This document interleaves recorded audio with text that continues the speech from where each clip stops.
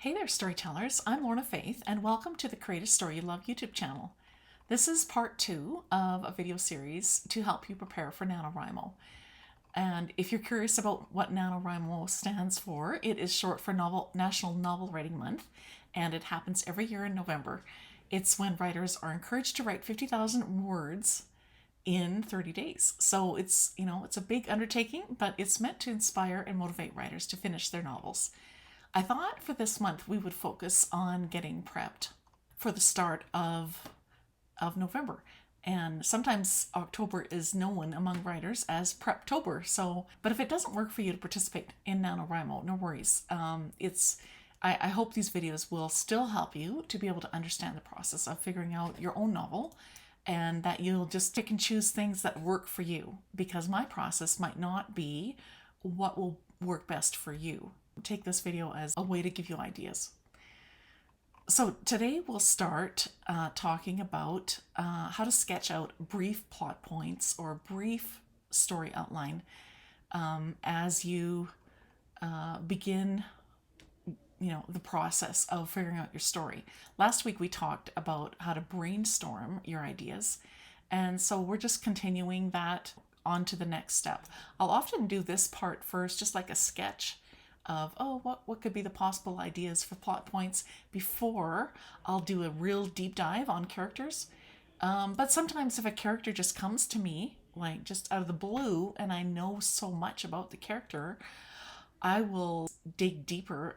I'll do that part first. So it even depends, like for my process, it sometimes can change that way, right? Because sometimes you feel like ideas come to you that will just surprise you, and then you have to just kind of go with it, right? I think sometimes you just have to go with the idea that comes to you. So, but today we will talk about figuring out your plot points, just kind of sketching it out. And so my process has definitely changed throughout the years. I still feel like I am a discovery writer, but I do like to know kind of the foundational points when it comes to writing the first draft. I kind of like to have the foundational points. And so these are often the first steps I'll take in writing a new story. And so if you feel lost or overwhelmed, I just want to encourage you just to, sit back and relax and see if any of these points kind of make sense to you as we go along. But I encourage you, if you've listened to the first video, part 1, about brainstorming your story ideas, I encourage you to write down every single thing you can think of related to your story idea. It's like a snowball, rolling down a hill. I live in a northern part of the world, and so we're used to snow in the winter. And when a snowball starts really small, and you're at the top of the hill, it's really small. Often, if the snow is sticky, by the time it gets to the bottom of the hill, the snowball will be quite large. And it kind of reminds me of this. As you write down your story ideas, think of the snowball as small, but as you keep adding to it, as you keep writing down ideas, it's like, you're accelerating, you're going faster down the hill, like the snowball. And, all the ideas are getting bigger and bigger and bigger and bigger. Pretty soon you're going to have so much to add to your story. So if you think of it like that, I think maybe that'll help. So this is kind of the fun part. I think the brainstorming of the ideas and all that is kind of the fun part.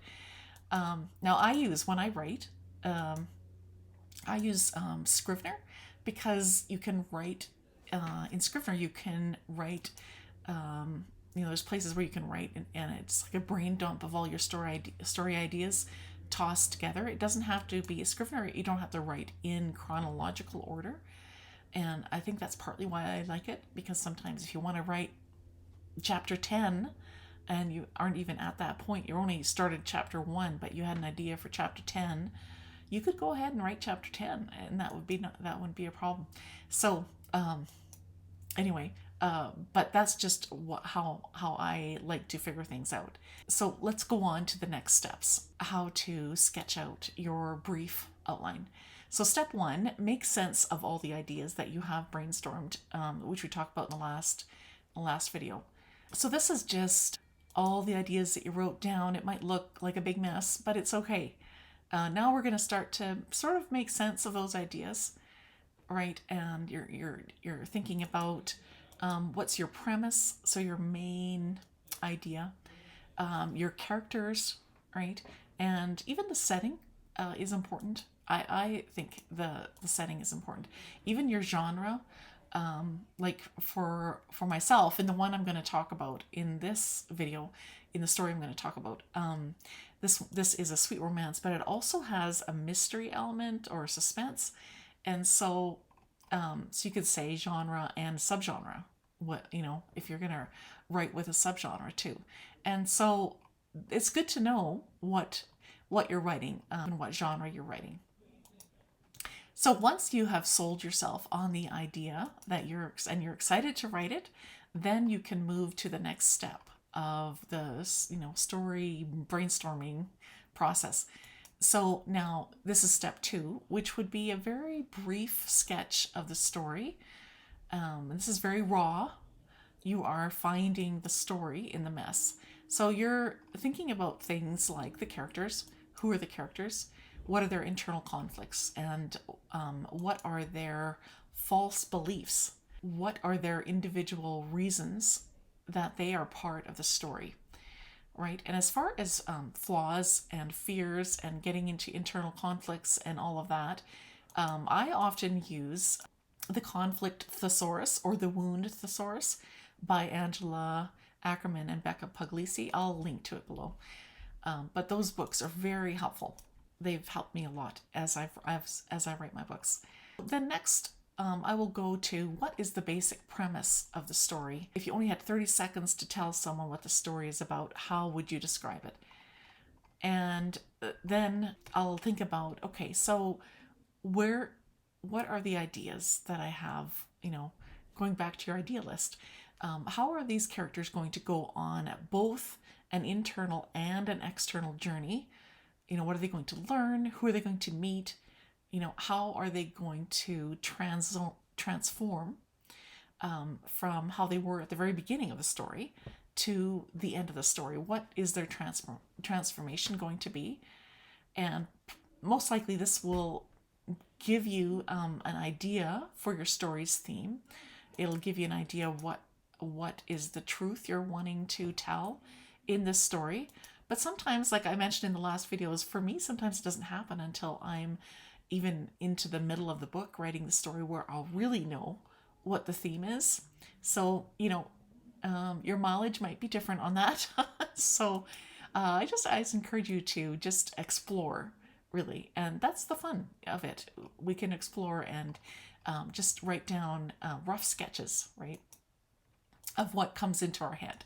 So I encourage you to do that. I wanted to give you an example of sort of what I do when I write my brief, sketchy outline that still feels like it allows me to be this discovery writer that I really want to be, but also gives me the kind of sketched out plot, beats or plot points that'll help me as I write the novel. So here is my rough sketch for Eliza and Daniel's sweet romance. And this is set in the 1980s and it's nearing Christmas. 3-act story structure outline of Eliza and Daniel's story, a sweet romance. Number 1, inciting incident, life-changing event. Eliza is working cleaning offices in the evening with her friend Bianca, trying to earn money for college classes and to help pay for her mom's cancer treatments. Bianca sees a special invitation to the company Christmas ball and encourages Eliza to be Cinderella for one night. She might meet and dance with the handsome CEO's son. Daniel works hard for his dad and granddad's company. He's doing very well in his job and he's in a relationship with Sandra, a woman his mother approves of. But he doesn't feel happy about the work he's doing or the woman he's dating. Number 2, hero accepts the call, leaving comfort behind to begin something new. Eliza goes to the Christmas ball and meets and dances with Daniel. Even though she is so happy, she reminds herself a relationship between herself and Daniel would never work. He's rich and she's poor. Eliza is convinced a relationship between them would never work. Daniel is enchanted with Eliza when he meets her at the Christmas ball. They dance and walk together, searching for the North Star. Besides being attracted to her, he begins to fall for her, loving how she accepts him as he is. He is captured by her genuineness and compassion. Number 3. Important game-changing midpoint, stakes raised, and main characters pushed toward change. Eliza is coerced and threatened by her stepfather Hank to work at his friend Van's bar and grill. If she doesn't work for Van, Hank threatens to stop helping to pay for her mom's medical bills. Eliza feels trapped. She doesn't want to work for Van, but she has to help her mom. The first week of working there, Eliza overhears some shady business dealings and realizes something illegal is going on, but she can't prove anything yet. Daniel is surprised to run into Eliza when he shows up at Van's bar and grill to go over the books. Van is one of Daniel's clients since he began his financial consulting business. When Eliza tells Daniel what she overheard, he tells her to lay low and see if she can find proof. Then they will take it to the police. Number 4. Bad guys get closer, things get progressively worse for the main characters. Eliza is threatened by Van to stop talking and asking questions to the new girls that he's hired. Her stepfather Hank also makes threats again.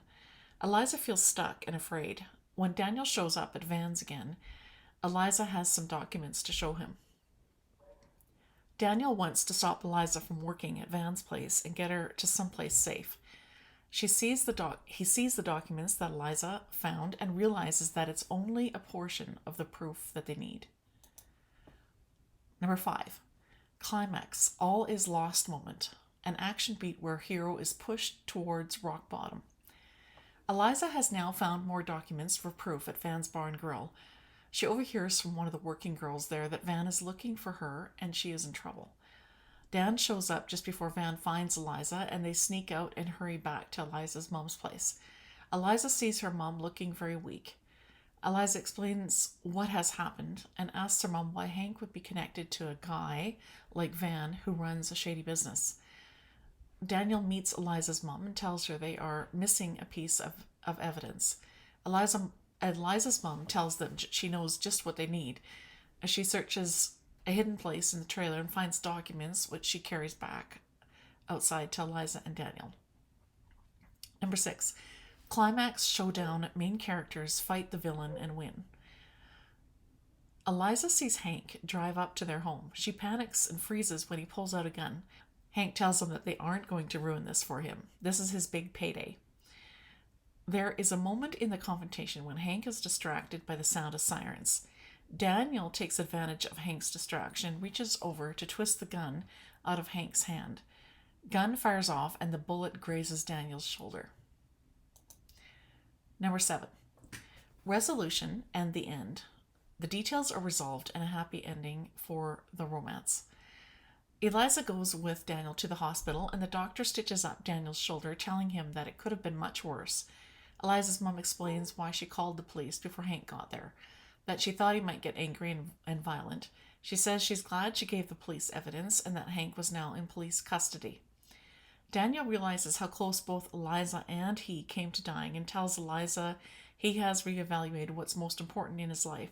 He asks Eliza to marry him. Eliza says yes, and they ask Eliza's mom if she would like to come to live with them. She agrees. Eliza meets Daniel's family. The granddad sees how good Eliza is for his grandson and is impatient for the wedding. The rest of the family agrees. The story ends with the wedding scene. And so that's a brief sketch of the plot. So we went from having a bunch of messy ideas, just to narrowing down those main characters' internal conflicts to fleshing out a short and brief outline that is trying to hit the compelling points of the 3-act story structure. This is a simple way to outline because you can change and shift things really as you like. And this is kind of the fun part too, because when you can shift things, it makes it easier because when I write anyway, what happens is I'll get to the midpoint and then some things have changed and I'll just have to change things as I go along. I don't know what your process is, but that's often mine, which is okay. Then you just gonna need to change things later. So if you want to get deeper into each story beat, you can do that, or you can begin writing the first draft just based on that simple outline that we just sketched out. And because you know these beats, you have the main plot points of the novel, and it's pretty solid. So if you're a pantser or a discovery writer, you could definitely begin writing with these plot points, and you would have a really good idea of where you were headed. But if you wanted to outline in more detail, you could also do that, right? You would just brainstorm, more ideas for each plot point, right? So that you would have, maybe you'd go scene by scene, which is a possibility. And maybe that would help you. So it depends on what you like. Often as a discovery writer, if you're like me, I don't like to write a detailed outline I always think, well, what if I lose that initial excitement I had for the story? And so I will write plot points. I just won't get really, really deep in the plot points. But some writers, it really helps them to have, like James Patterson. He writes really detailed outlines, which is great. I mean, obviously it works really well for him. So, I just encourage you to try to see what works the best for you as you're writing. I really do think there is a benefit to having at least the foundational elements kind of sketched out in your story before you begin writing. So I hope that helps you as you prepare for NaNoWriMo. In the next video, we will explore the character building process. So we will dig deeper into understanding our characters, especially our main characters, because those main characters we want to know really well. And so I hope that is helpful for you today. Thanks for joining me, and I'm excited for you as you begin your journey to write amazing stories. If you've enjoyed this video series and found it helpful, please hit the like button and subscribe below so other new writers can find this video too. Happy writing!